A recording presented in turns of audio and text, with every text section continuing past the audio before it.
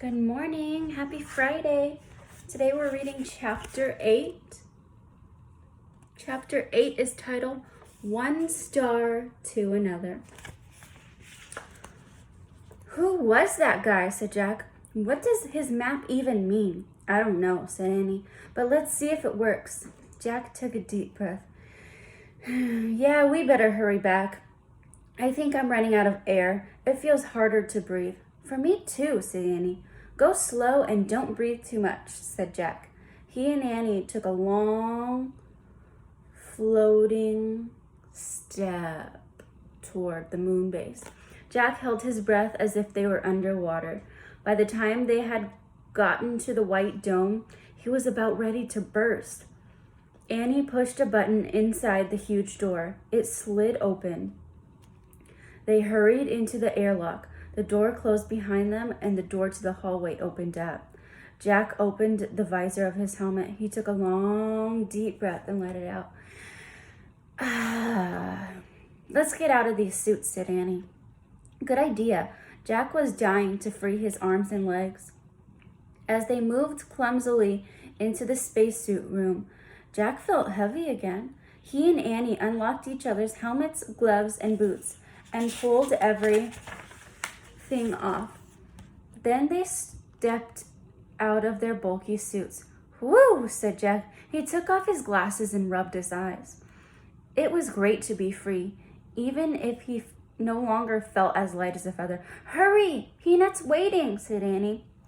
She led the way down the steps to the bright landing chamber. Yay, she said softly. Jack was relieved to see the treehouse still there. Soon they'd be heading home. He couldn't wait. Jack and Annie crawled through the treehouse window. We're back, Peanut, said Annie. Squeak. Peanut ran to the letter M. We missed you, she said. She patted the mouse's head. We met a moon man. Sorry, Peanut, but you have to move, said Jack. We have to put the map on the M. Annie gently lifted the mouse off the M. Jack tore the star map out of his notebook. He placed it on the M next to the mammoth bone, the mango, and the moon rock. He sighed. He sat back on his heels. Hand me the Pennsylvania book, he said. They needed the Pennsylvania book to get back home. There was silence. Jack turned and looked at Annie. It's not working, Jack, she said. The book's not here. What? Was the map the wrong thing? They looked around the treehouse. It's definitely not here, said Annie.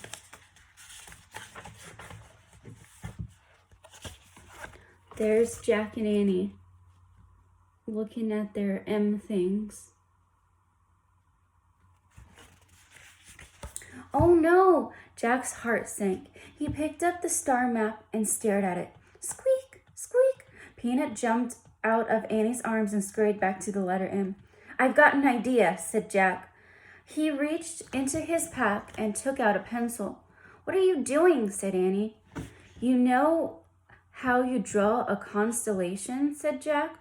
You connect all the stars. What happens if we try that? He drew a line from one star to another.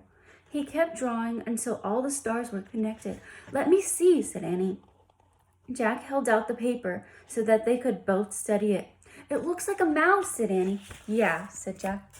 Look, there's a little Peanut.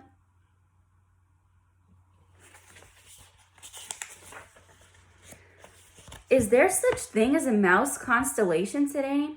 I don't think so, said Jack. Squeak. Jack and Annie looked at Peanut.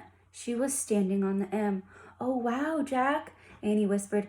I think I know what the fourth M thing is.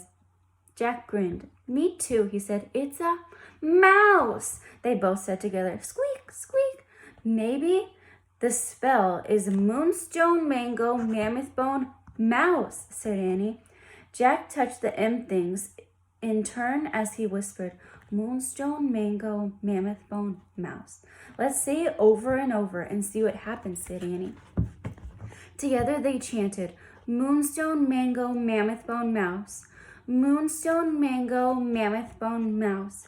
Suddenly, a bright light filled up the whole treehouse. The light got brighter and brighter and brighter. The brightness was blinding and whirling. The air spun in brightness. Then everything was clear. Peanut the mouse was gone, and Morgan Le Fay stood before Jack and Annie.